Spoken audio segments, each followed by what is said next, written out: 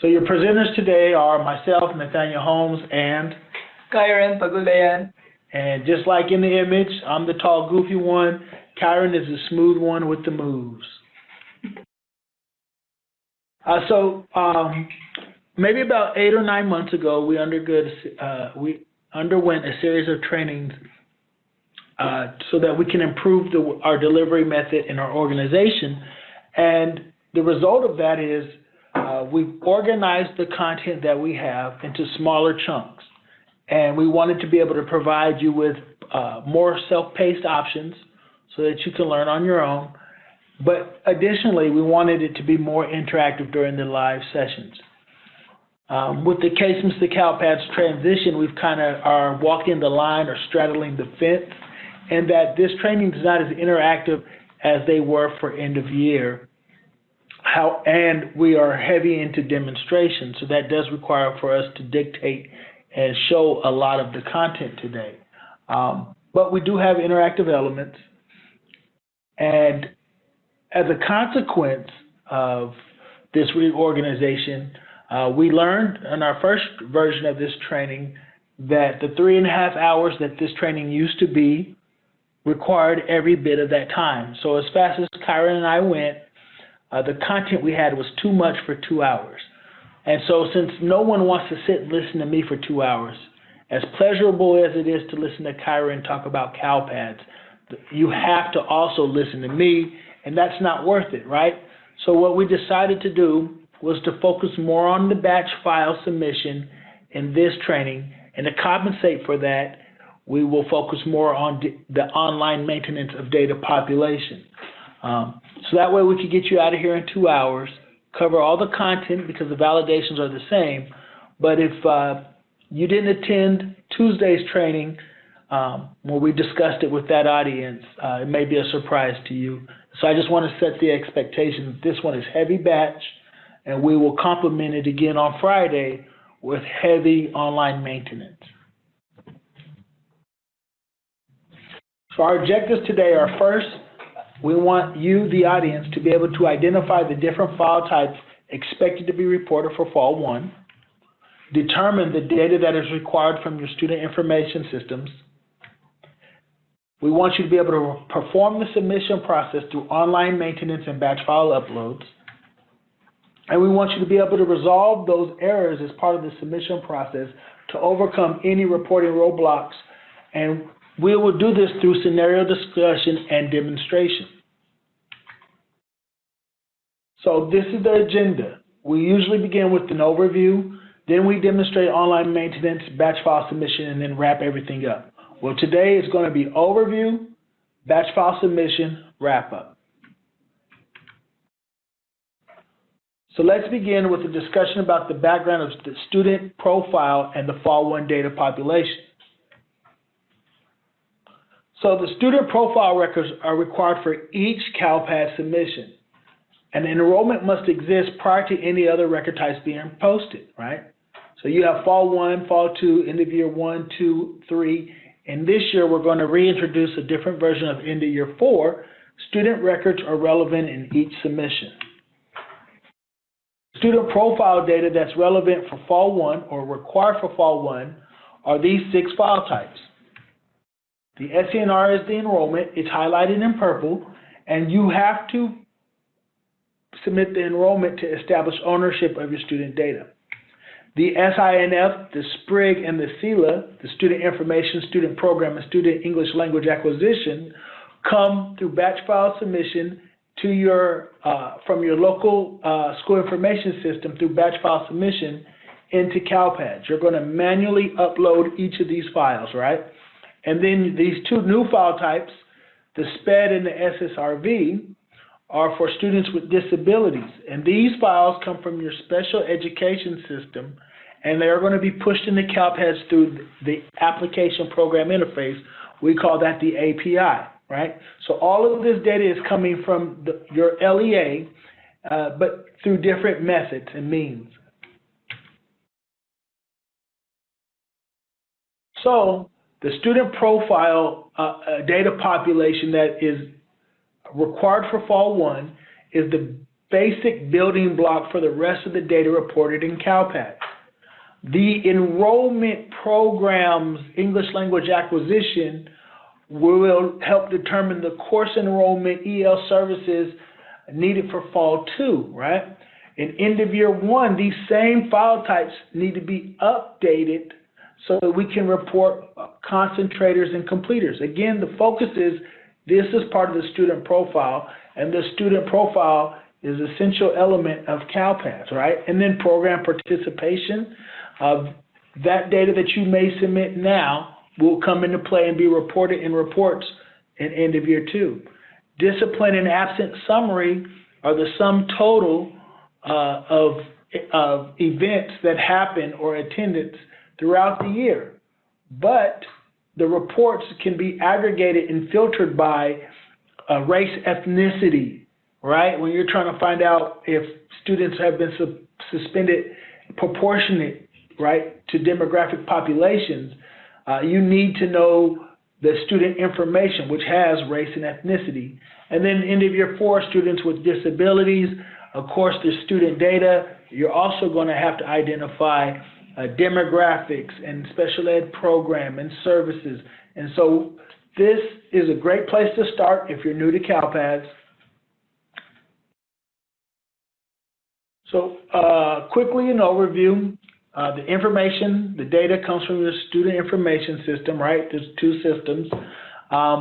You have to obtain an SSID, whether it's for a new, completely unreported student, new to CalPADS, or if you're obtaining an SSID for a student that already exists, right? CalPADS validates your submissions, it stores your student data, it generates new SSIDs, it matches existing student demographics and enrollment data to an SSID request, and it provides the data for state-level matching, right? And the state interfaces through foster youth and direct certification matches of your student data.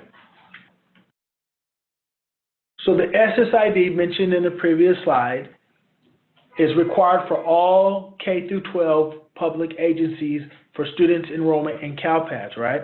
And the SSID is a unique 10-digit random system-generated non-personally identifiable number. SSIDs are used to track students longitudinally, that means over a period of time, determine accurate dropout and graduation rates, as well as link students to assessment scores, services, accommodations. It's critical that when we request SSIDs for existing students or brand new students, we take care to preserve the integrity of the data reported.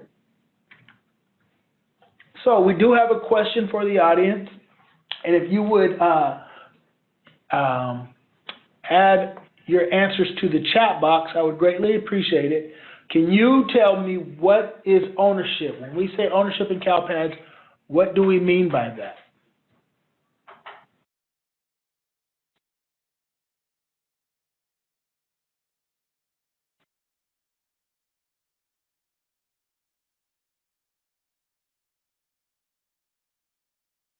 So I see short answers, right, from Leslie. Enrollment, LEA enrollment, Terry. Student is currently enrolled from Matthew. Belongs to LEA for enrollment period. Billy Joe, I like that answer the best so far. Shakina, I think that's how I say your name. The current LEA who's responsible for the student record, and that is correct. I think you all have grasped it. Just I prefer a couple answers other than over others. So ownership of an SSID allows the LEA to submit and update records, right? So thank you, Shakina. The enrollment is related to the ownership is related to the student's enrollment period. So I don't think I saw a wrong answer. Several of you focused in on that, and that's true. Like Gina said, LEA enrollment. Ownership is through the enrollment period, right? And so SENR start and end dates determine the period of ownership of student records in CalPADS. To add, update, or delete student information, and by that we mean all the associated file types, you must have LEA ownership of the student record. And so this slide can be used as background because the ownership and how it affects student information or student programs is slightly a bit different, right? And it's dependent on file type. So there's something for you to review, but I'm not going to walk through every file type. Okay, so there are several factors that impact how often LEAs maintain student data, right? You have local enrollment procedures, management expectation, competing responsibilities. You have local reporting needs, right? You need SSIDs for LPAT, CAS, pre-ID, direct certification, foster youth matching, and special ed services. You also need to submit data in CalPads for assessments, right? You have submission timelines and reporting deadlines. So, how frequently should data be maintained in CalPads? Specifically your student data. So if you would be so kind again, in the chat box, write a sentence, maybe two, about how frequently your LEA maintains data in CalPads. What would be the advice you would give someone new?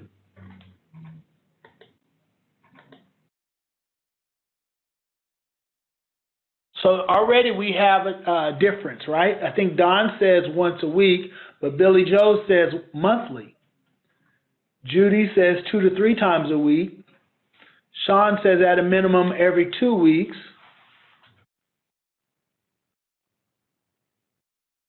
Leslie says daily. Okay, so that's great, right? Because you all have different expectations and time constraints, right? So how you submit data and how frequently you submit data to CalPads is totally up to you. But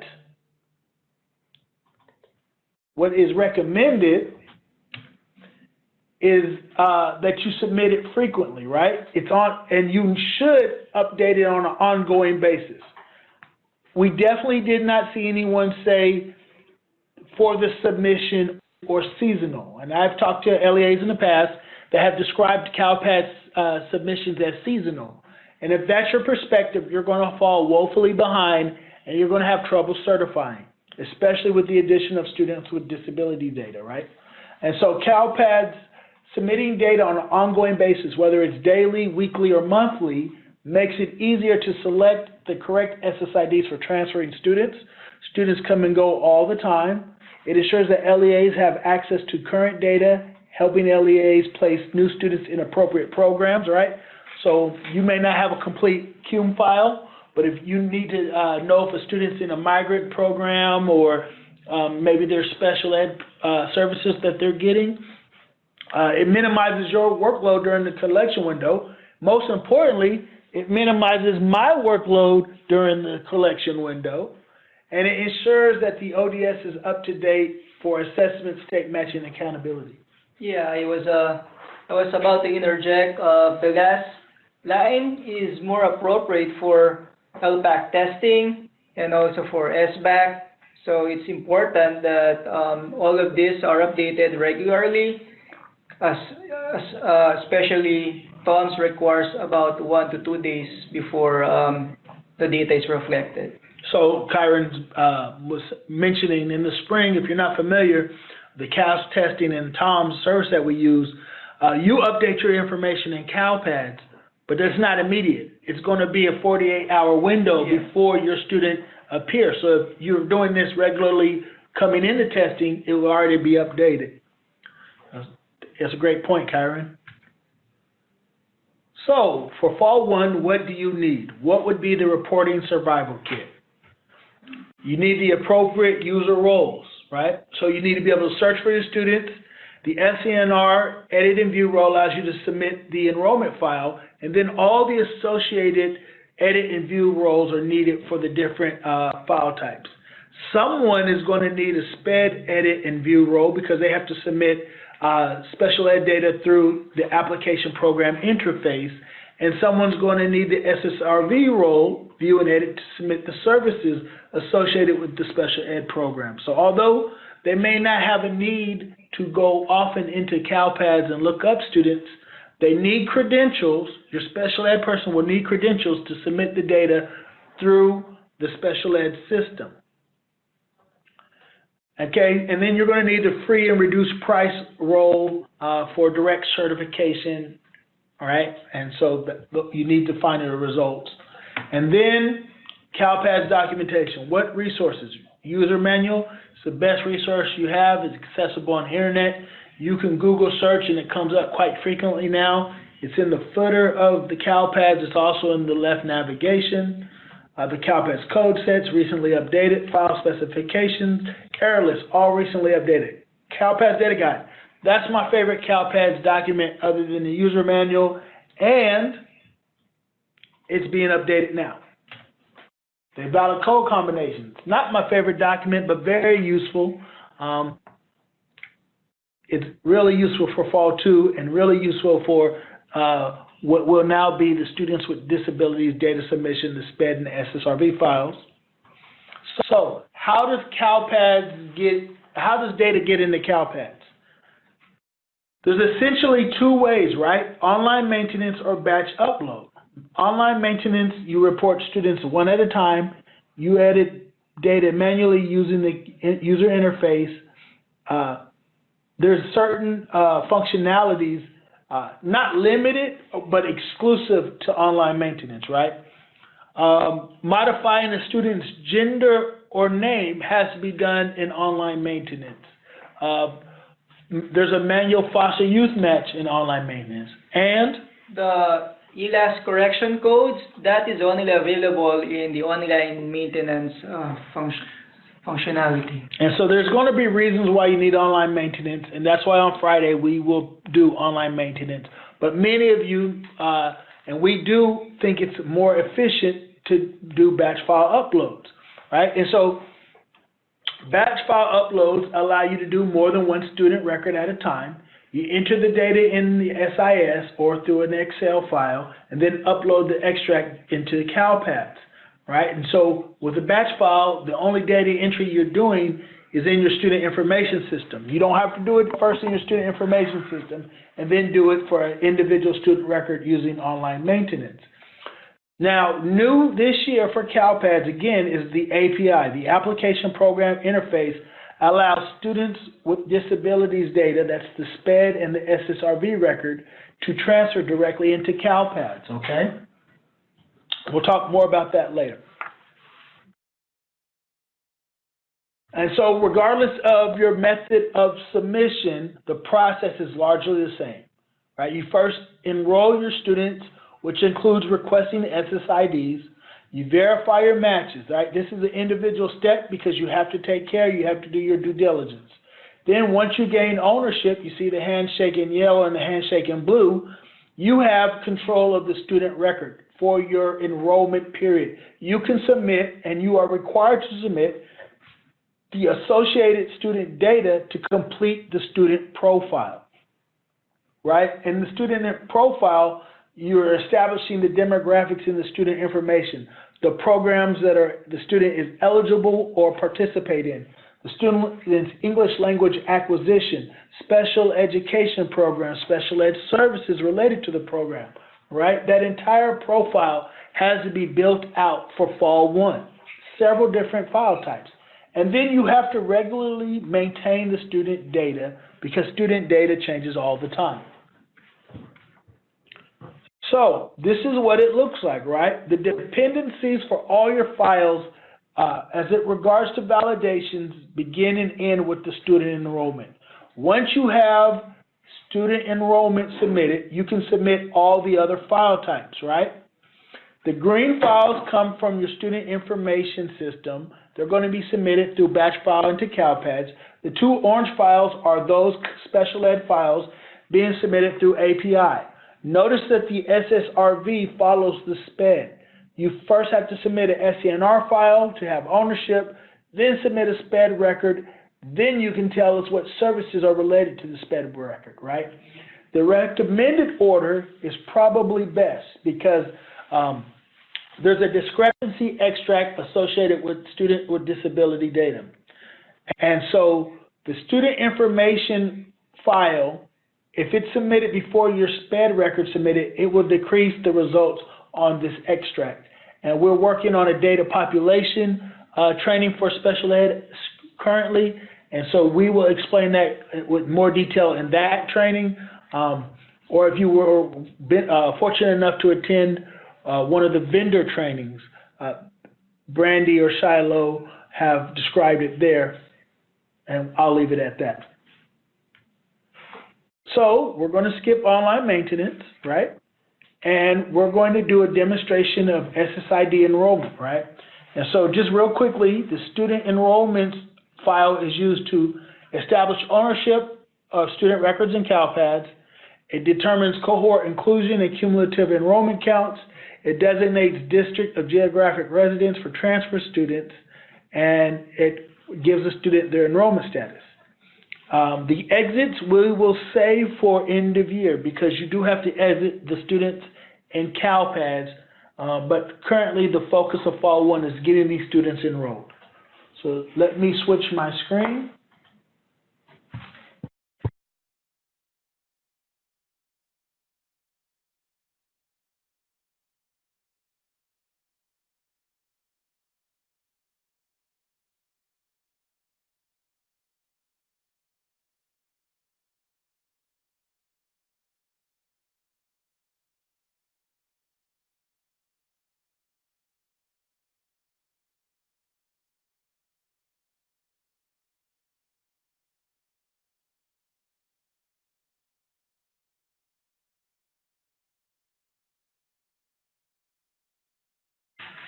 Okay, so I fooled myself. I thought I was sharing the program, I was sharing the screen.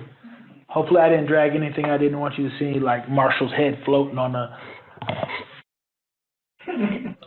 on anything, an ostrich or something, I don't know. Okay, so Marshall currently is doing CalPads Basic. So if you're brand new and you feel like I'm skipping through a step or two, please attend the basics. Marshall explains the navigation in great detail. I'm not going to do that. All right. And so I'm already on the file upload screen. I've selected my file type, right? I'm beginning with the SANR, and I'm going to choose my file. Marshall got real nervous. You might have seen a picture of Marshall on an ostrich or something. So this is what I was prepping to make sure that only presented what I wanted to present today. I'll show you a picture of Marshall later. I'm good at Photoshop. And so at the top of the screen, you can see CalPads is thinking, right? And file upload successful. Great. And so I probably should have did it in the correct account, but I didn't.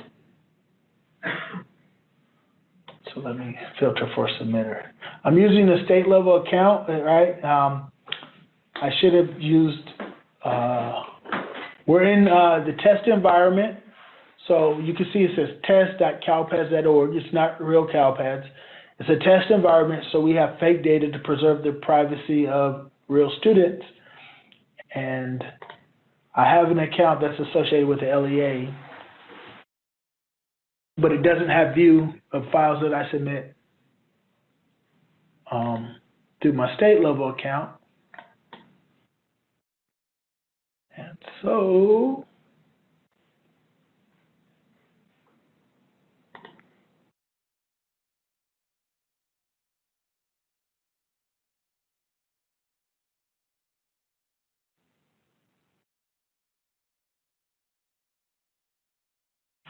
all right, we have the files that I have submitted, right? And the one I have just submitted is in process. But it's the same as this one, since CalPads takes a little bit of time. We submitted it prior to training. And so let's look at our results. I have 19 pass records on 1 rejected record. And so this is a good time as we wait on CalPads. If you access the session through Bridge, right, the LMS, there's 2 attachments. There's one specific to this training, and then there's one that's for batch file uploads, right? That is specifically dedicated, that PowerPoint, to the batch file upload process. And so the enrollment file is a little bit different than all the other files. So I encourage you, to, there's a PowerPoint associated to the SENR data population training available. I would encourage you to download that PowerPoint.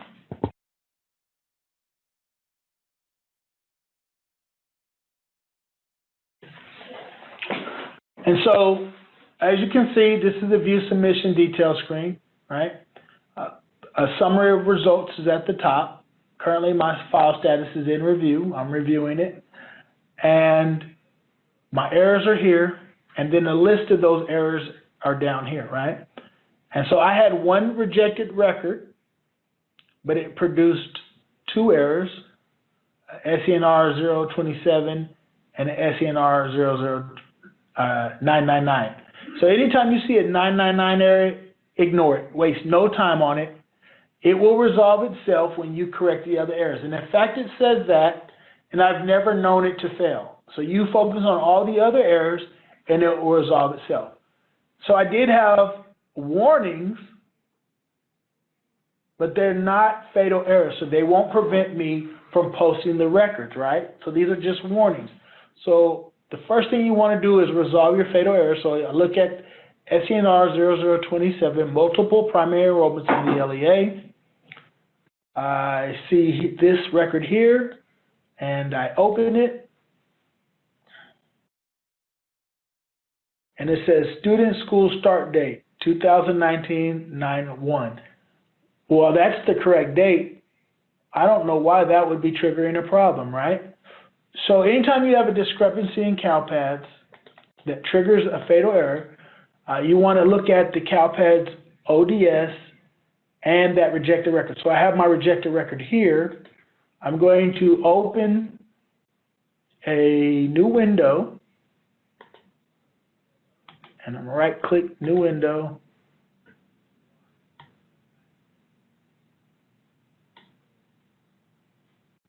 I'm going to paste the SSID there. And this should, hopefully is all review for you all, but if it's not, okay. And so I'm in the CalPads ODS, and I have the demographic record. Typically, you want to do this on multiple screens. If you have multiple screens, you could toggle back and forth through tabs, but I wanted to show you how we troubleshoot this error in CalPads. And so, this is it. I'm going to try to fit them both on the same screen and do a side-by-side. Okay, this is great.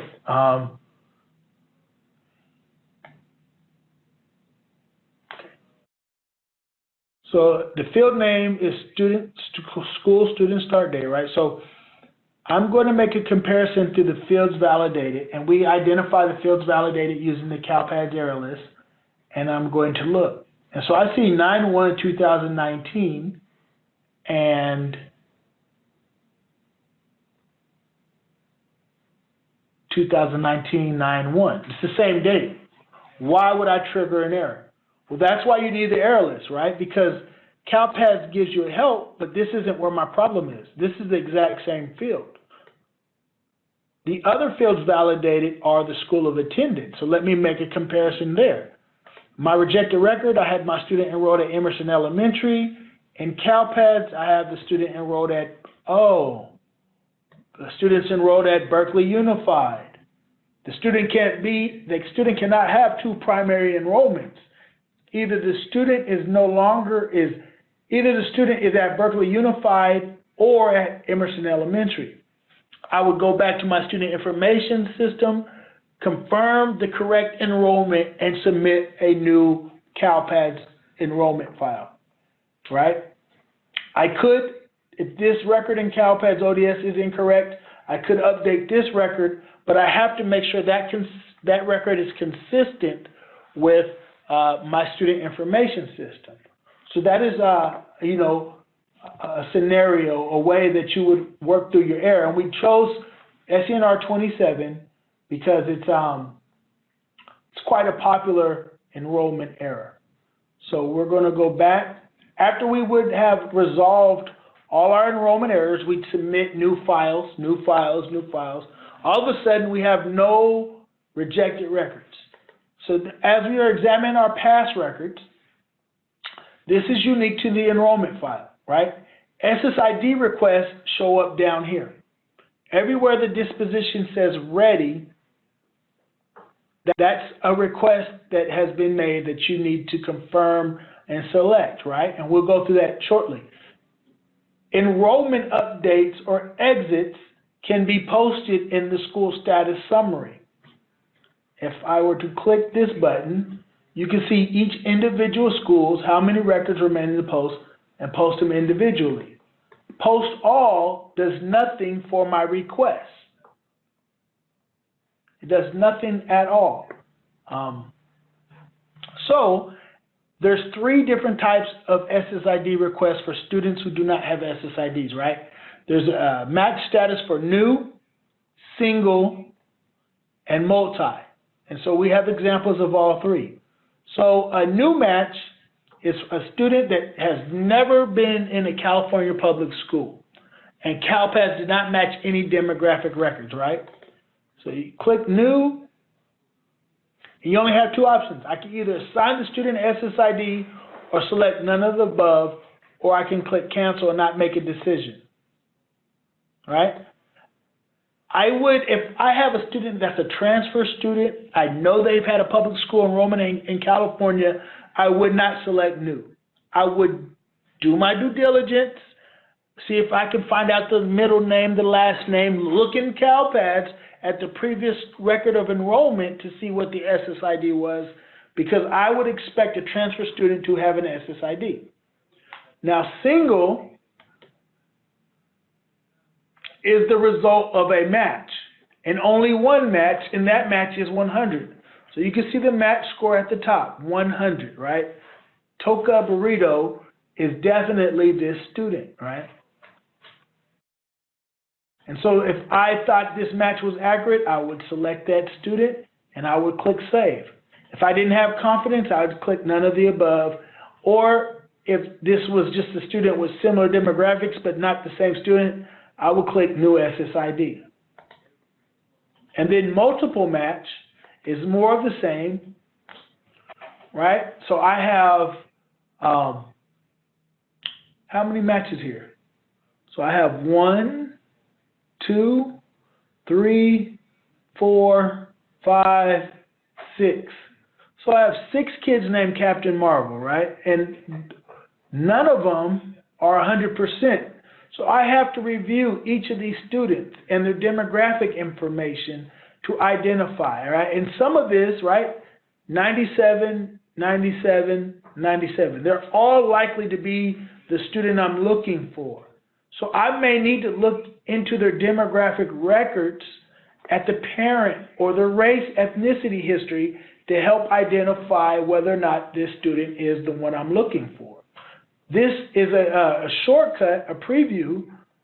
You also could look at just the differences between the student that's being the imported student, which is the student I need to match the SSID to the name, right? So you see it says Marvel Captain, Captain Marvel. So the name is a little bit different. It could have been transposed. So you do all that. And then this one is Marvelous Marvel. So these are all potential candidates. And I wouldn't want to select one without being definite. Now, as a shortcut, single and new matches can be automated if your CalPADS LEA administrator gives you the auto post role in your account. You can auto post either single matches, new matches, or both. What you can never auto post are the multi. They always require revision. After I select, and the disposition will change to selected, after I select all my matches or none of the above, that'll exclude them, I validate the matches. At the bottom, there's a validate matched. It'll process, and then it'll give me the option to post. You post the selected matches, right? And that will take care of only the matches. So with the SENR file, you may have to post all at the top and do matches at the bottom. So be aware of that, right? If you select your matches, CalPad says, okay, matches selected up here. This is where you get your notification where it says view submission details. You have to know to scroll all the way down to the bottom and select post. You see the first post button that you see won't do anything for your matches, only the enrollment summary. And so I talked you through those steps because I want to preserve this data for future sessions. So please forgive me for not doing all the complete demonstration. So I posted my enrollment file, right? So I would then submit the next file or the next several files. And so I want to go upload.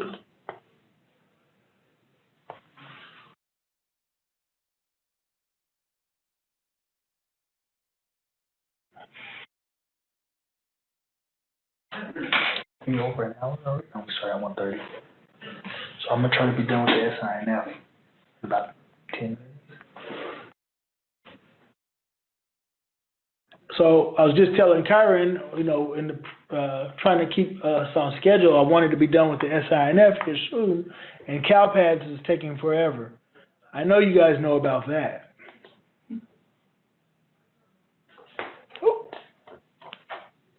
You guys didn't see anything? All right, so the student information would follow the SENR file, right?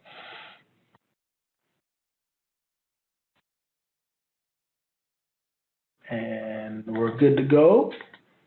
Now, if I wanted to add additional files, because I've submitted my SENR, I posted my SENR, I would click add additional file and do the program and the CELA as well. So let me sort for my file. And I apologize again for having a state level account.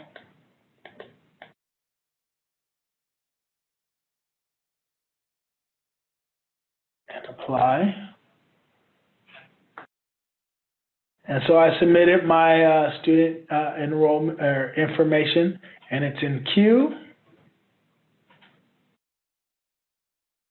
And so I have one preloaded again. Ha-ha! Preparation. And I have 12 pass records and 1 rejected record. So let's review that file.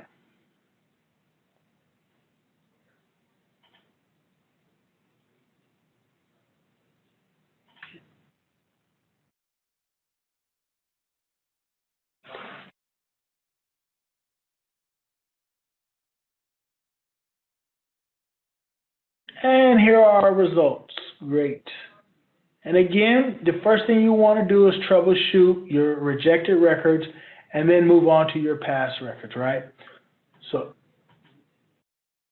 it says SAINF 0046, invalid student race code and student race ethnicity missing indicator combination. So let's just look at this rejected record.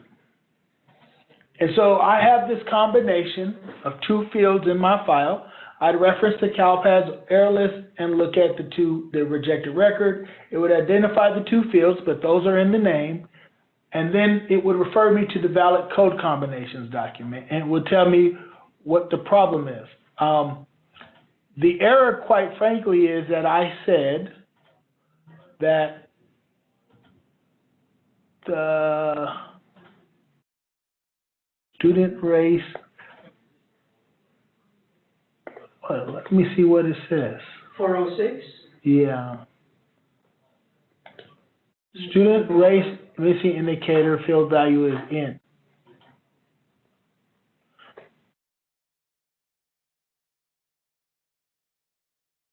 So I have no data in race code number 1.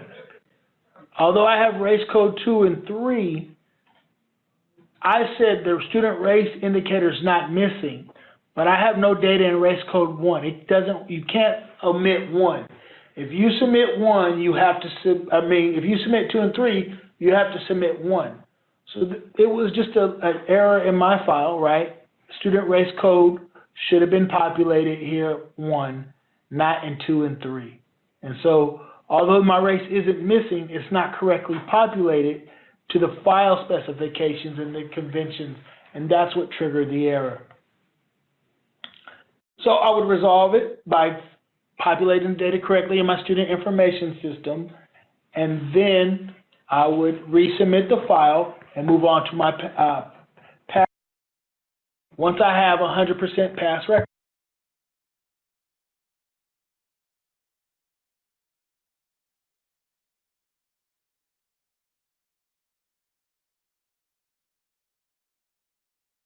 Sorry, now that I got to the point where I passed all my student information records through several iterations of file submission, right? CalPAS requires you to submit a file over and over.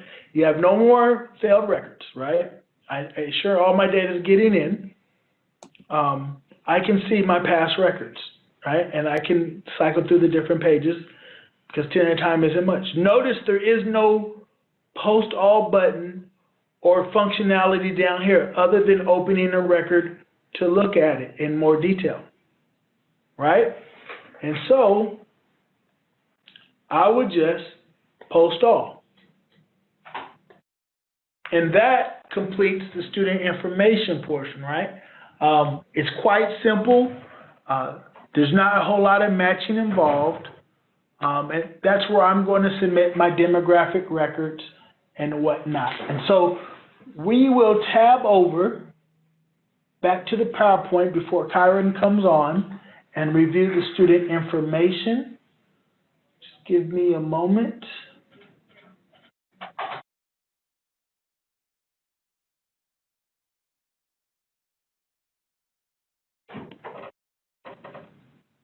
Well, I guess we have some questions that we missed. Where are we at with time? Okay, we're good with time.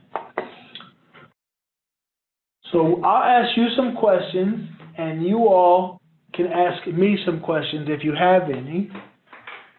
So let me get rid of this. This is for the demo, okay? So why do we say do your due diligence when you're requesting SSIDs? Why is that a mantra that we repeat over and over and over?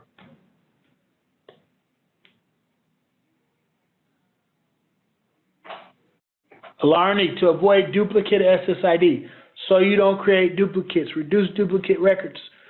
That's correct. Thank you. We call those duplicate records MIDs, right? Multiple identifier anomalies. You don't want those. And that's another function that can be fixed one by one in CalPADS. So you can't submit a file to mass correct MIDs. You have to do them one by one. Right? You will have the same kid, and they'll have 3 records, right? So, I think we have one more question in here. What date does ownership begin? What date does ownership begin?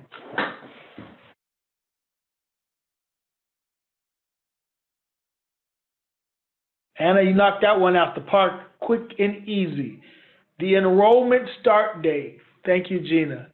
First day of school or 7/1. Sean, it depends. Do the students start on 7/1? It's always the date the enrollment starts.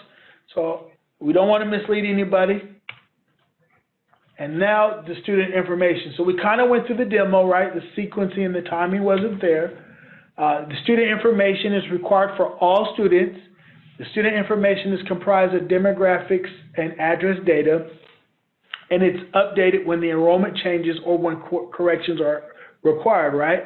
Use the SINF to indicate race and ethnicity, update gender change, update address history, identify students for matching, state matching, determine Title III eligible immigrants, include students in socioeconomically disadvantaged subgroups, right?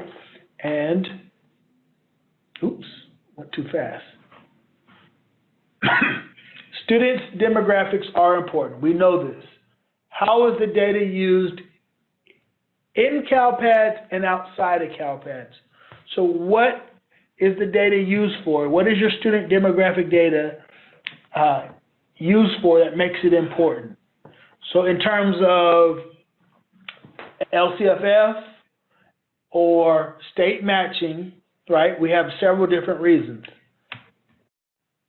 So on your reports, the LCFF count,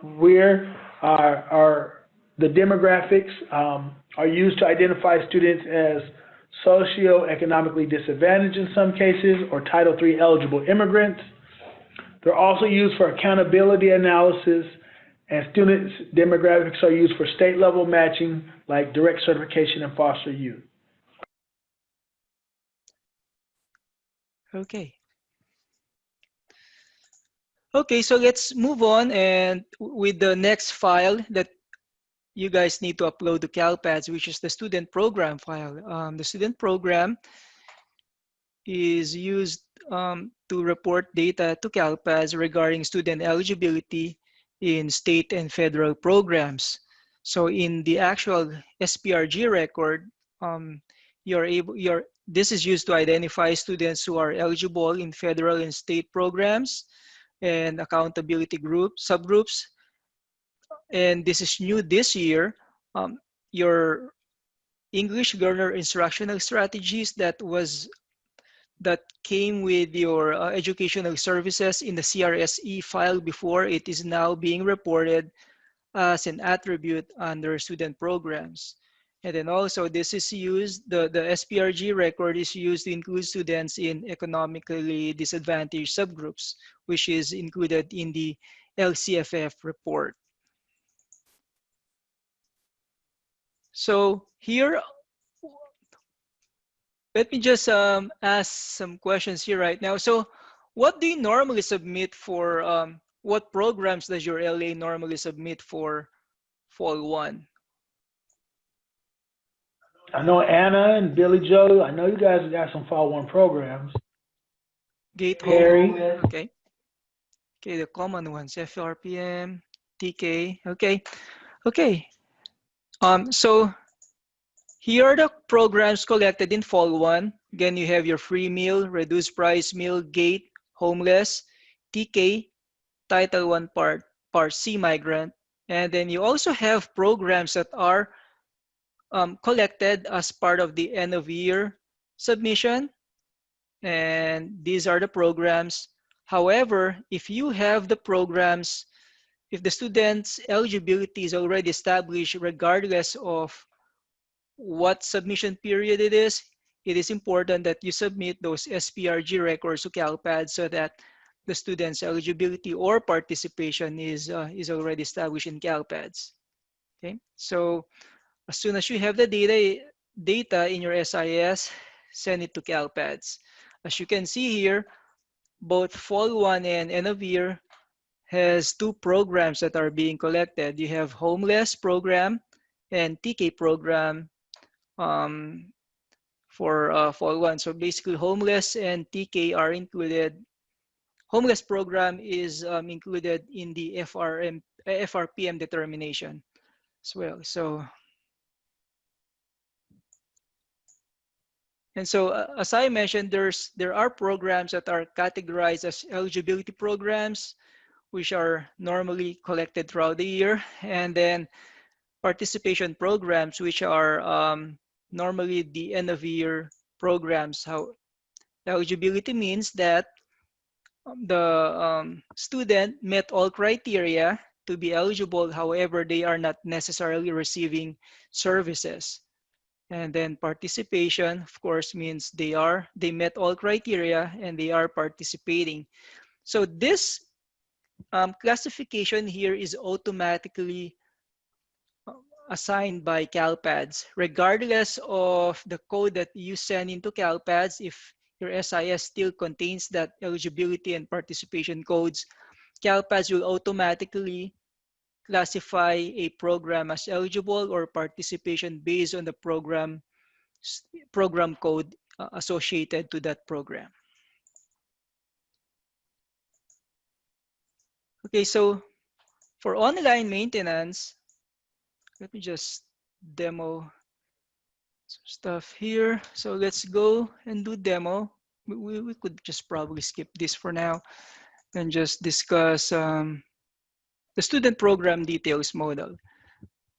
So based on in online maintenance, when you go search for a student in CalPads, let's just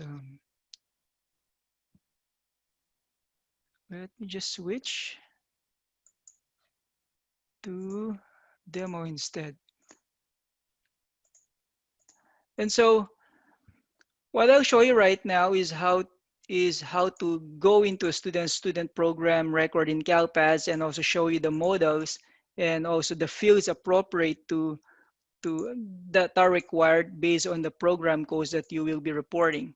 So in CalPads, I'll just go search for one student here.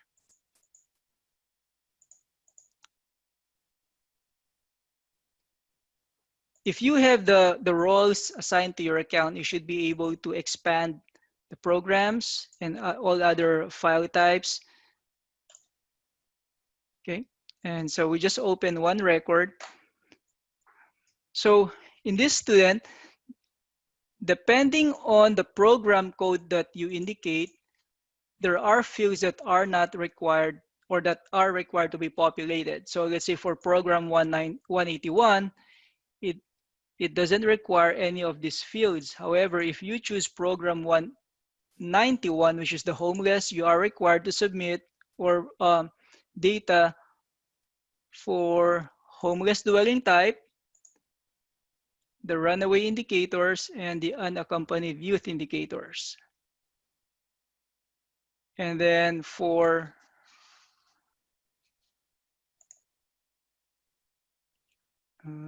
California Partnership Academy, you are required to populate this field. For migrant ID, if you choose Title I Parsi migrant, you are required to populate the migrant ID, which is basically an 11-digit code that starts with 06. And if you don't know this information, you may need to contact or go to the MSIN network to identify the student's migrant ID. And the education academic year, education service code, these are required if you report a program 122 record, basic targeted. Okay. And then if you notice, we still have the primary disability code in online maintenance, but it's already grayed out because these are not active codes starting this year. This information are now being collected using the SPED file that Nate will be discussing later on. Okay. So since we're discussing batch upload, we go to file upload here, just like Nate did. And since Nate already established his ownership, we then just choose the file that we need to upload. So we now have SPRG, and then I select this file here. I say test, and then you can even add another file. Since I don't want to wait for the SPED to go in and be posted, I just want to submit my SILA right away, since Nate already established ownership of these students' records.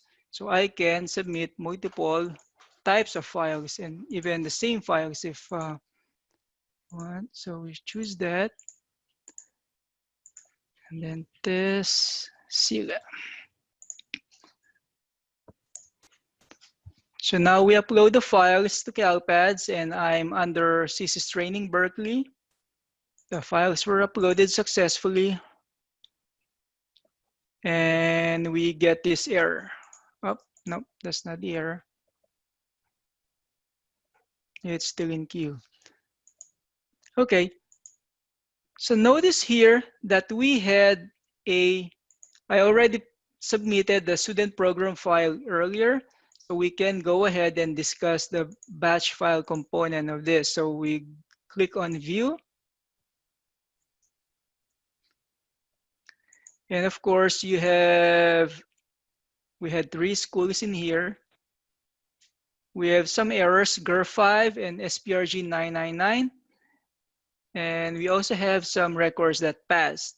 So let's discuss the different errors that we normally get when submitting SPRGs. Okay, I guess we're just getting GER 5s today. Let me click on this, open.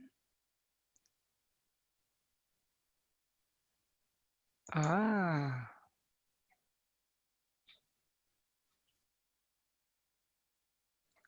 look at the record. Come on, CalPads, you can do it. You can do it.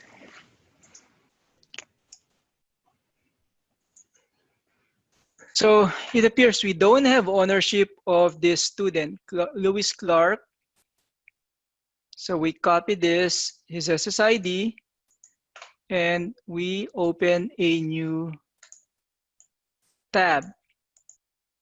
Looks like our test environment needs caffeine today. Okay, 274.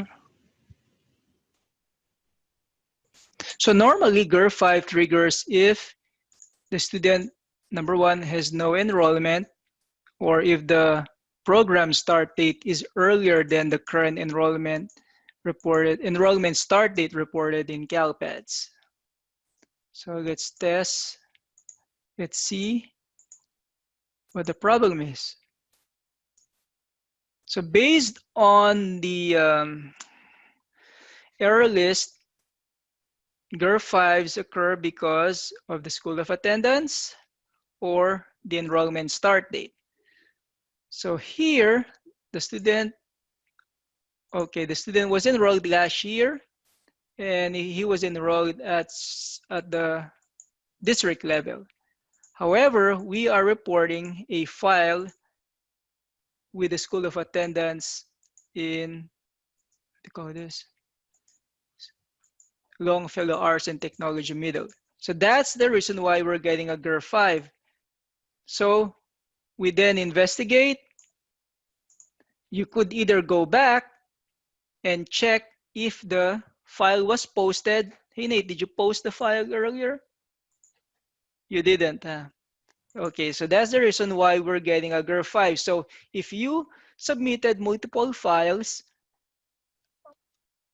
and didn't post the SCNR, didn't wait for the SCNR file to show posted, this is the error you will get, GER 5, okay? Ownership. However, I think we had some other records here. I think I submitted another file before where we have an SPRG 70.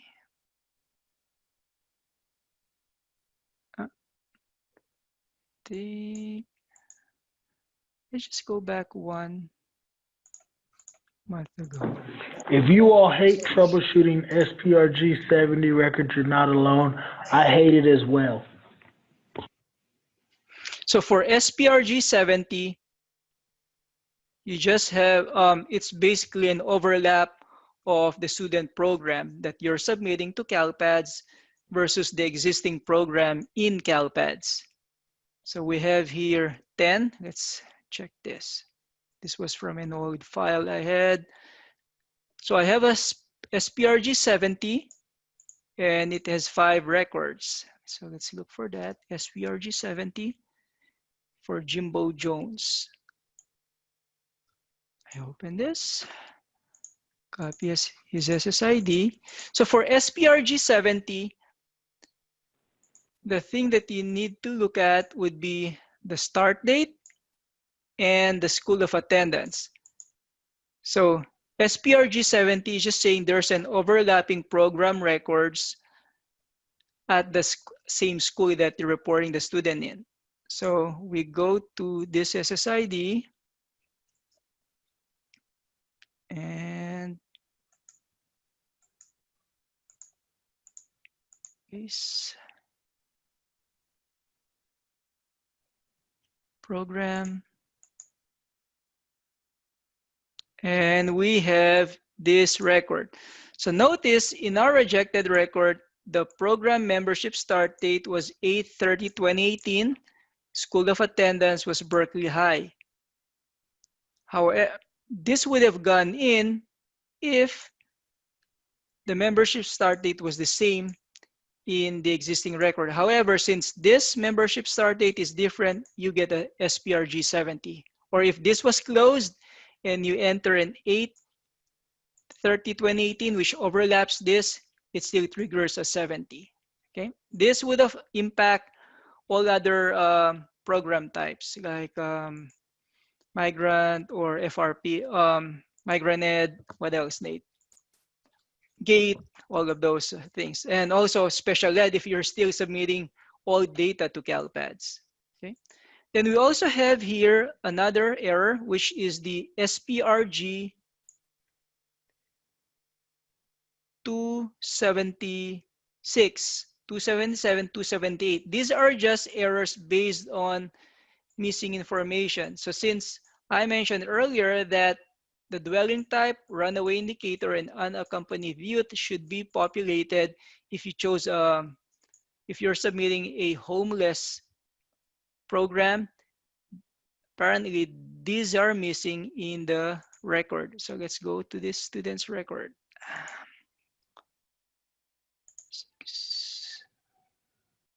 SPRG, Richard student. So I claim that Richard student has a homeless record, is homeless as of 8/30/2018. However, I didn't populate the two indicators and one drop-down field in here.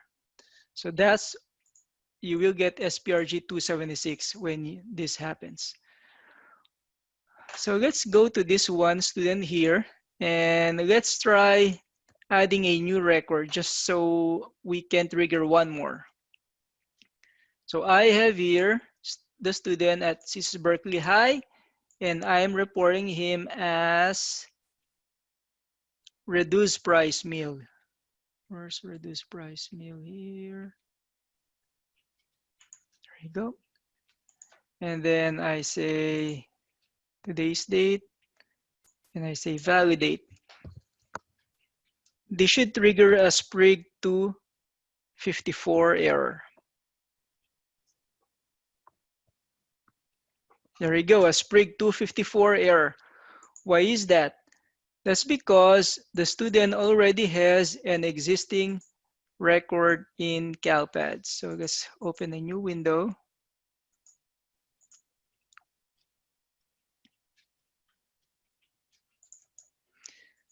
So Sprig 254 and Sprig 70 have the same rules. However, it only impacts specific program types. So for Sprig 254, this impacts program 181 and 182, while Sprig 70 impacts all other program types. So right now, the reason why I'm getting an SPRG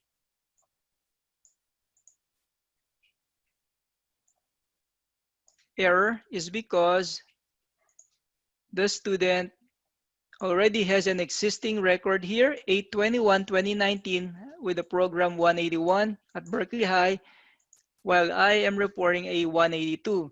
So if, let's say, there was a change in the student's eligibility, there was an error, or maybe from free lunch or from reduced lunch going up, you're updating it into a free lunch.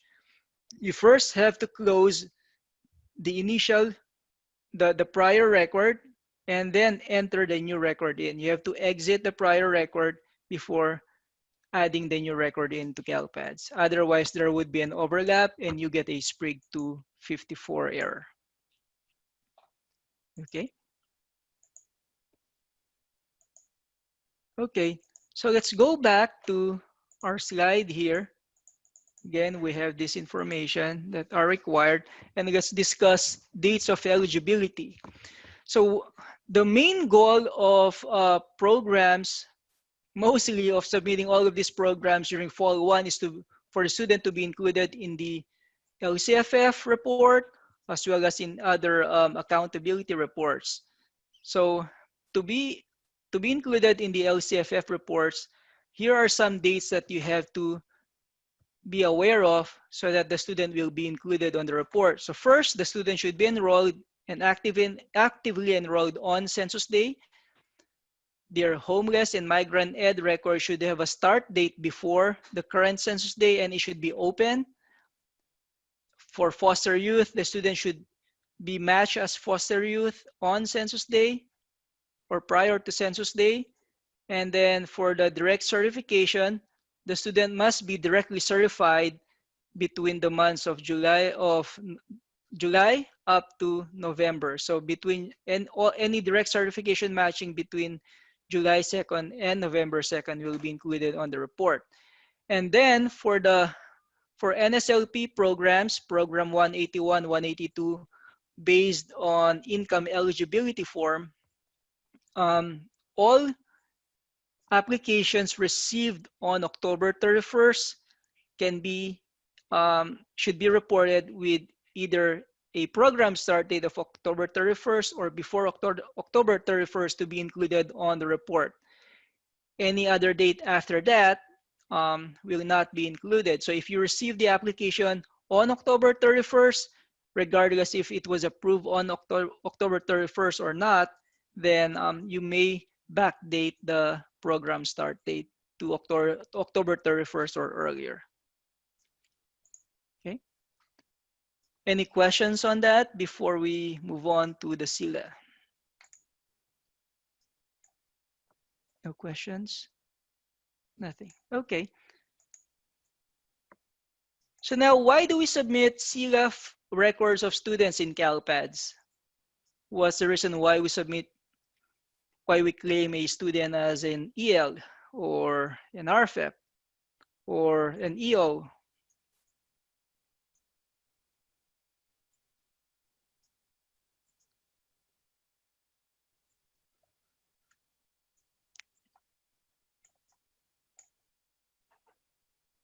Okay, that's correct, Larnie.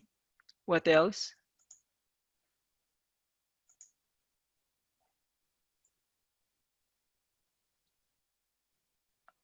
Okay, Shakina, that's okay.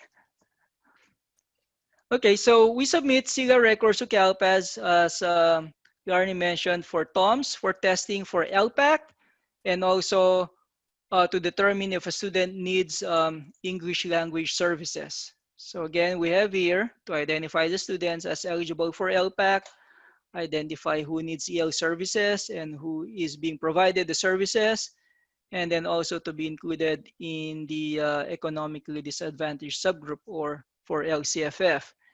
And then the SILA record includes, of course, the primary language at home, and this is based on your home language survey, and then the English language acquisition status and the ELA status date. Okay, so we have that ELA status, primary language, and TBD for those new students. So here is an overview of the process. So basically, when you receive the student's home language survey, you then determine if the student is English speaking or American or doing American Sign Language, or is speaking a foreign language.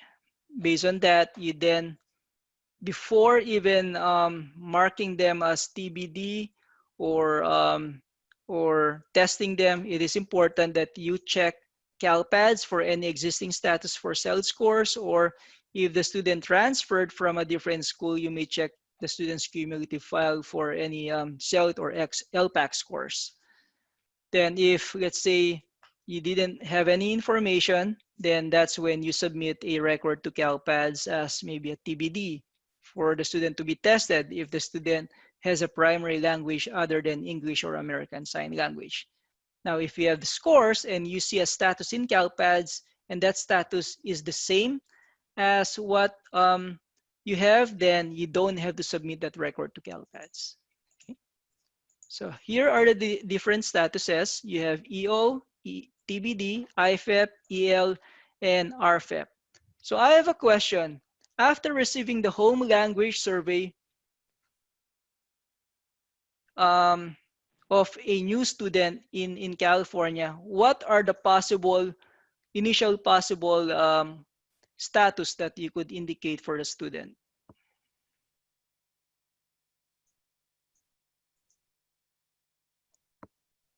Okay, TBD and EO. Very good. That's correct.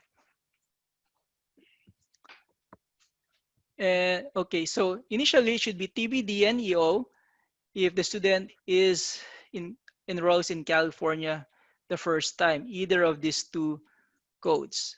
Okay, and then after that, if the student is tested, then it could be EL or IFEP, and then after the student is tested, it could be RFEP.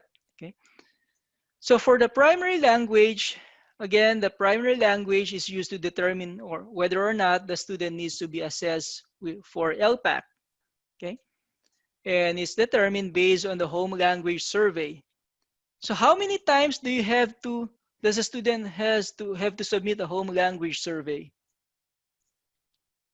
That's correct. Just only once. Okay? And so this should be carried over every year in his cumulative file. And based on that, you could determine the student status in CalPAS or on a cumulative file. And for the students with who indicates in their home language survey, students who does sign language, for students who communicate using sign language or ASL, if all three answers in the home language survey says ASL, then the primary language is 37. However, if let's say one or two of those fields indicate a different language, then you should be testing them. Okay. Okay, so how often do you report ELAS records in CalPADS, and when? When do you report ELAS records in CalPADS? Fall 1, okay. And do we report everyone every fall 1?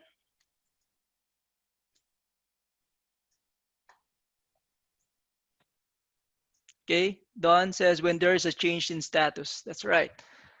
Okay, so we report SIGA records in CalPADS if the student is enrolling the first time, and so it could be a TBD status, and there are no existing ELAS records in CalPADS. Second, when let's say you already have a TBD in CalPADS and the TBD has been there for more than 90 days. So that means you haven't reported the updated status of that student. So if you don't want to trigger a CERT 106 error, which keeps you from certifying, then you have to update the TBD status. And then, of course, when a student has a value change in their ELAS status. Okay, so you don't submit all SIGA records of all your students in CalPADS every year. You only submit those that require an update and those that are TBD that has to be tested. Okay, that's it. Otherwise, you'll be clogging the system and CalPADS will slow down further. Okay. So again, let's now check the file that we uploaded earlier. Thought I uploaded that file. Let's see. So we go to view submission and look at the SIGA file. Oh, upload failed. Expected column 15, actual column 13. Okay, I may have made a mistake there. Okay, so we won't be able to see any errors in the view submission page. However, we could trigger it manually online in CalPADS. Okay, let's just do that instead because I may have to re-upload this with the correct file later on. Okay, so let's just say we have a student, Jimbo Jones. Let's see if Jimbo has a SILA record. Where's SILA here? SILA. Ah, there you go. So Jimbo Jones does not have a status in CalPADS, and he just transferred, and he's grade level 10.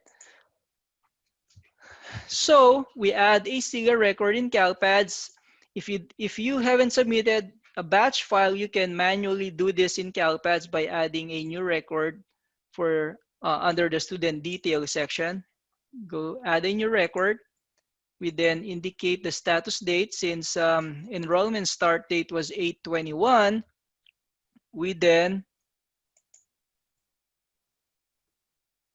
use where's 8/21, August 15, and then it turns out that the student was EL and was not previously reported in CalPADS by last year for some reason. And so now you notice that the status date is here, and then you have your status codes that you can choose from in the online maintenance, and you also have a correction reason code. This is only visible and available in online maintenance. If you need to make corrections to a student status later on, this is where you do it. You add this record in, indicate the reason for that status, and then indicate the primary language. But since this student is an EL, let's just say we have here is Filipino. We validate that and validate post successfully. Okay, so we have the student here at Berkeley EL and on 8/15. And so later on, this student then comes back saying, okay, we made a mistake on our home language survey. There was we don't want to be treated tagged as an EL. So what do? You can go back here and add the status of EO, choose the correction code appropriate to a transfer from EL to EO. There's the valid code combinations would help you determine what code to use. So let's go here and choose home language survey error, and then we choose English instead. So this is easy if the prior record was posted after 7/1/2018. Any record posted after 7/1/2018 can be corrected in CalPADS using a correction code. If this was before 7/1/2018, the only way to get rid of this EL is to contact the other LEA and delete the record. That's it. And then you can put your EO. However, you don't just request them to just delete that. You have to have proof that this student has to be corrected, the ELS status. Also, if this was tested prior during the CELD process, the only way to get rid of this EL is then to reclassify the student as RFEP. You still have to test the student and then do an RFEP. Okay. So that's how you add a record in and using a correction reason code. So let's say the student again wanted to be, you got the student, you then mark them as TBD.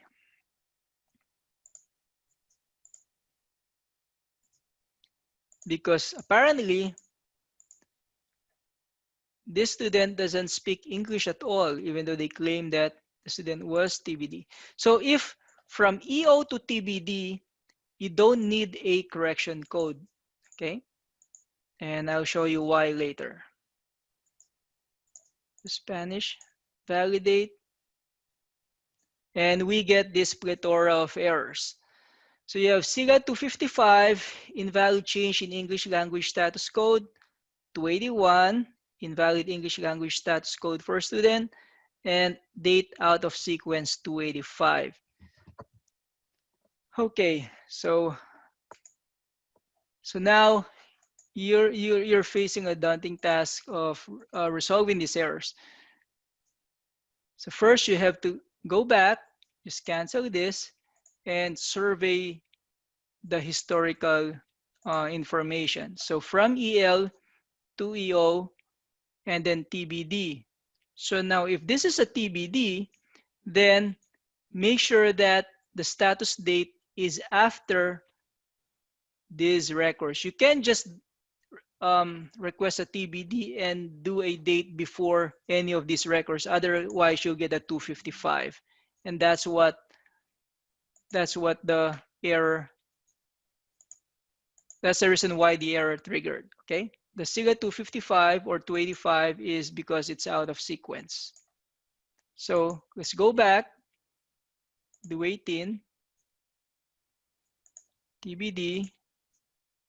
No reason code. Spanish. I think this we might trigger a different error in this. Is greater than the current system date. So you cannot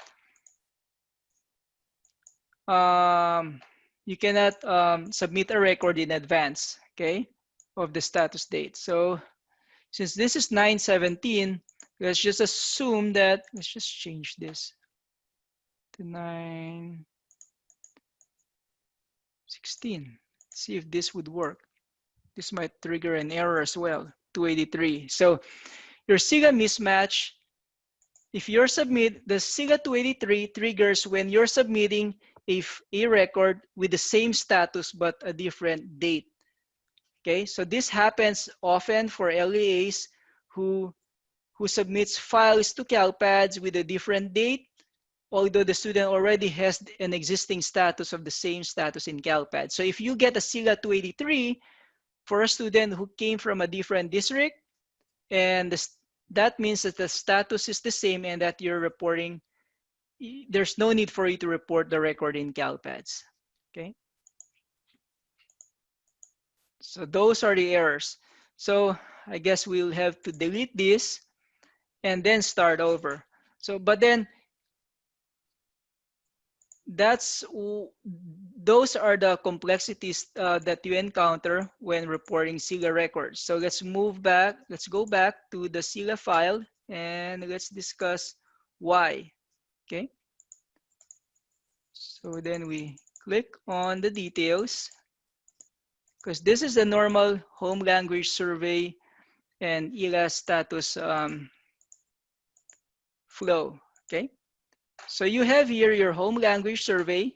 The student then gets TBD or EO, and then based on the scores, the student could be an IFEP or an EL. If the student is EL, then the student can then qualify later in the year to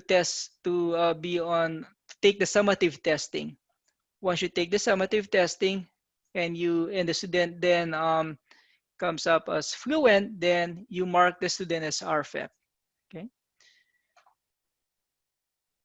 However, if you notice here, EO can go to TBD without any correction, because this call flow here does not require a correction code. As long as you're following this flow, you don't need a correction code. Any other jump between statuses would require a correction code. So let's say if the student is EO and you want them to be reported directly as RFEP or EL directly as IFEP, then you will need a correction code, which is listed here. Okay.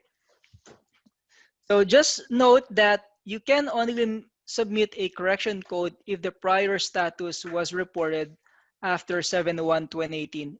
If the status was reported before that, then you won't be able to use a correction code. You may need to contact that LEA and have them delete the record, or you may need to just RFF the student, or if ever you may also need to contact CalPads to delete the record for you if possible. Okay, and so now let me just then shift back the training to Nate for the SPED and SSRV file process. So you all should be seeing special education. All right, so as we know, students with disabilities data has come from what was the 144, the primary disability and district of accountability, right? It was just 3 fields, maybe 2 fields related to special ed data, to now complete data set. It's going to require at least 4 different fields in full implementation. For Fall 1, there's going to be 2 fields, the SPED and the SSRV, and that's coming directly from the student education system or student special education system into CalPads via API, right? And so SPED records are used to identify the student's plan, service provider, service location, a little bit of feedback, I'm sorry, report the duration and frequency of services, determine eligibility for testing accommodations, exemptions from testing, and the SSRV identifies the services that go with a student's program or special education program. Get like a tinging.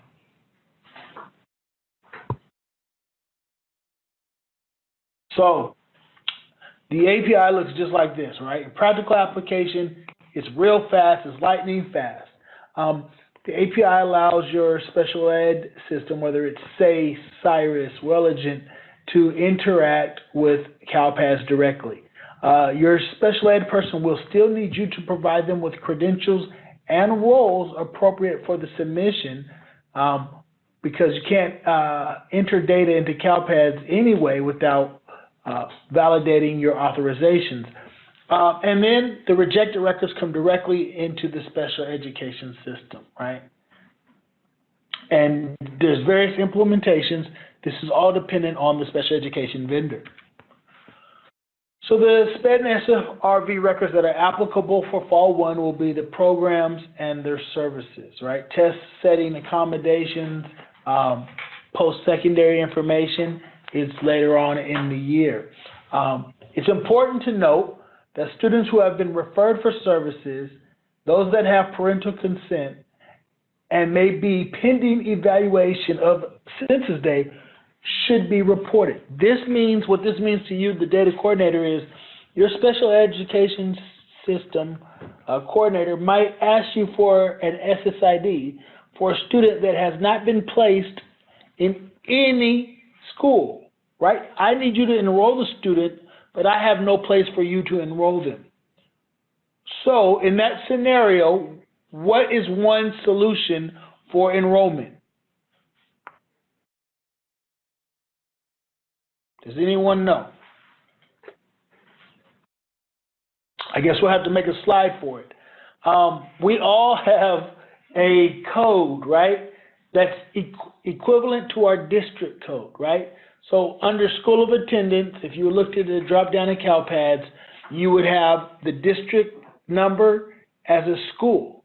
You can enroll those students at the district if you don't have a designated special education school for these type of students.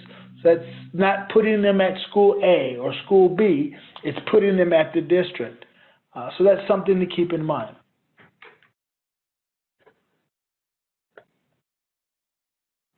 The data being used for compliance monitoring is going to be transactional. That means evaluations that are initial, annual, triennial, amendments to meetings, changes in data are transactions, right? So all that's going to go. What that means to us is nothing. We're used to this. All our files are transactional. We have massive data sets. But your special education person, this is new to them. So when they get overwhelmed with 100, 1,000 of errors, you're going to have to show them your methods of troubleshooting to whittle down those errors and to get the data submitted to CalPads. Because previously in case miss, a student had 1 record every year. Now those same students will have multiple transactions which equates to multiple records. And although we're not responsible for submitting the special education data, we are the LEA. We have to certify this data. And so we're going to have to share our knowledge and our practices with our special education folks. Okay, and so I do have, if I don't tell on myself here, so this is, you all can see CalPads, like it's just in the top right corner, stagingcalpads.org. I don't hear Marshall saying no. Do we see CalPads? Yes. Okay, so what do we have? Submission. Summary. Yeah, that's where we want to be, right? So I'm looking at an SSRV file. I'm in staging. This is in my data, so I didn't want to potentially review an actual student. So we're just real quickly, I wanted to show you that for your district, and if the data comes through API, this wasn't submitted by me, you can see that B. Mark Huntel, Brian, he's a vendor at Cyrus, submitted this file, right? You can see that I have visibility. If it's in my LEA, I can see it, and I can see the results, okay? All right, and so we can help them. They get the same thing in SACE or Cyrus or Welligent. Whatever their special ed system is, they get the same error, the same number. So if they need to know, like, invalid SSID for a student, you can see the student's demographics, you can give them the correct SSID, so on and so forth. You know how to use the error list to troubleshoot required field missing, right? And you have the service desk. You know how to contact us, and we can fumble around and work through the errors because we don't know the answer because it's new to us too. But together, we might have some answers, all right? And so then, let's look at a student. I think I got a fake student on deck. Oh, crap. I thought I did. Is this, oh my goodness. So I only have one fake student data. I thought I had the SSID waiting for you. Let's see if I could find the student and not reveal real student data. So as you can see, staging's not much faster than production. And Summer had one pass record.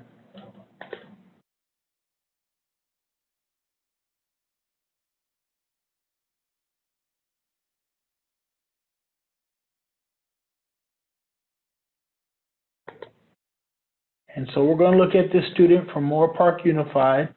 It's a fake student. See, the student's name is CSIS Service Desk. And so you know it's a fake student. And at the bottom you have special ed and student services. So this particular student triggered an error, or no, it didn't, it passed. So you see all the special education records for the student throughout their academic career, and then the services. And the last thing to note, we can look at these records in detail, but notice there's no way for us to edit the record, right? All of that has to come through the special education system. There's no post, validate, delete, nothing. Okay? And so you can see the special ed data in CalPads. And so with that, I mean, I don't know if you have any questions of special ed. We're working on a data population to make it easier for the special ed people, but also the LEAs to understand the data and the requirements. But I'm going to go back to the PowerPoint, because I think we're ready for a wrap-up. And so we focus on the batch file submission, right? To recap, here's the process. You prepare the data. You begin with your enrollment file. You upload the files in sequence, SCNR, SINF, program, CELA, then through API, the SPED, and the SSRV. You review the submission status of each file. Of course, you can't do that for the SPED and the SSRV. You review the records. You post the past records. Then you resolve the rejected records, right? That's examining the error in the rejected record, the CalPADS ODS, making changes in your student information system, then uploading the new file. That's step 8, right? 7, corrected record in your local sys, then you upload a new file. And then you do it all over again. So there's 7, 8 steps for each file that you may have to repeat, rinse and repeat, right? You do it over and over again until you have a file submitted with no records. Then you move on to the next file in the sequence. This takes days, this takes weeks, this can take months, so you should not delay. Request your SSIDs pronto. And then we went through all of this. Now we're ready for the wrap-up. So here's a quick summary. You do not need to update the LAS of incoming students transferring from other California schools. Those statuses already exist in CalPADS. Kyron demonstrated this. Enrollment records must be posted first to establish ownership of a SSID. Demographic information is required for all students. State-level matching cannot be performed without demographic records. So the student information, those demographic records is important. A lot of times we update our student enrollment. One key thing is if you populate your student enrollment in October, but don't update your demographic matches, when the November direct certification pulls, you won't have matches because we don't have birth date or address or race ethnicity data to match those students to. All we have is a name from the enrollment. TBD status is required for all students whose home language survey is other than English. Program eligibility is counted from the program start date, or is counted if the program start date is on or before census date. No end date can be on the record prior to census date. It has to be after, or there can be no end date. It has to be an open record. The SPED and SSRV files are submitted through the special education system into CalPADS through the API. So here are some suggested milestones. What you should be doing right this minute: completing the student profile data population in your student information system. As students are enrolling into your district, you should be submitting that information. Your registrar should be updating the students' enrollment information in the CalPADS along with everything else. This is a good time that once you have that information, start your file submission.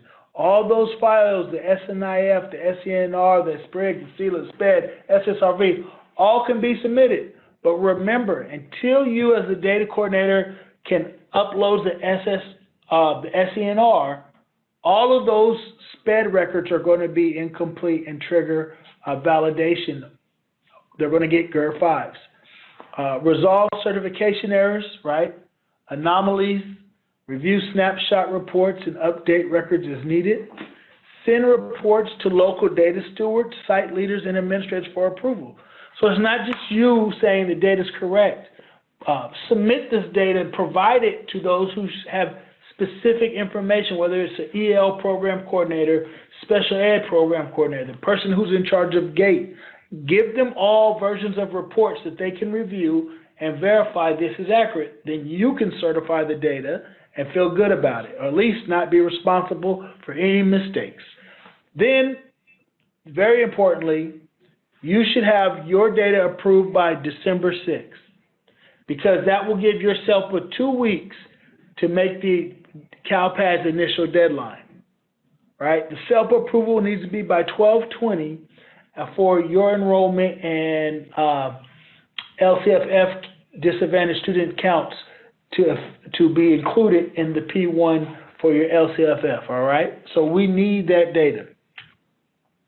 So going forward, what should you do? Your next training will be reporting and certification advanced. If you've done this before and this was boring and you don't need training, Slyman's advanced trainings for you. If you learned something or were reminded of something, the regular Fall 1 reporting and certification that's coming will be best for you. Advanced is for people who only need minor informational updates and changes. Reporting and certification talks more about the data, the subgroups, the process, okay? One thing we didn't include was if you attended this training, it was heavy into functionality and file submission. On Friday, we're doing a version of this training that's going to be online maintenance, where we talk about the individual data elements at length. So it's going to be 2 hours talking about what this field means, what that field means, what this field means. Did you have something to add, Kyron? Yes. So also, if that schedule is in conflict with your schedule, then you can do a self-paced training, at least for the SILA and the SPRG file. There's two separate SILA data population and SPRG data population training that you could view on your own pace. And the self-paced is recorded with narration, so you can rewind it, fast forward. That's why we call it self-paced. The student enrollment and the student information haven't been recorded, but there are PowerPoint attachments available which have a great deal of information, too much to have in this consolidated training. And so, with that, you have resources, right? That's Bridge. That's where you're going to get self-paced in the PowerPoints from. They're attached to the trainings. You have a YouTube channel, so anyone who does not have a Bridge account, you can direct them to YouTube shortly after the training. So by next Friday, there should be a recording of this training after Kyra and I have perfected it. You have the CalPads user manual, which is essential documentation for the who, the how, and the why of what you're doing, the 1, 2, 3 basic steps of how to get it done. That's in the user manual along with the mapping guides. And then the LPAC, English Language Proficiency Assessments for California, will give you information about students' ELA status, how it integrates with CalPads, and the requirements.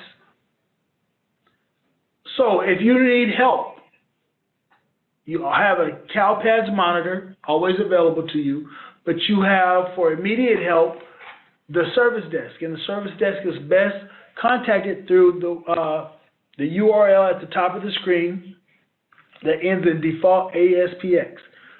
We also have an email, right, that gets collected into a box and dumped into our service desk. It's not as timely as going directly with the URL, but you can reach CalPads through the email.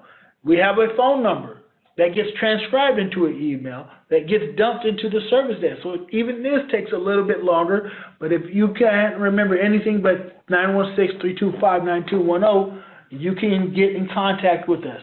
Please temper your expectations for service with the phone number, because there's two processes it has to go through before it gets to the service desk. And then there's the FigMat listserv.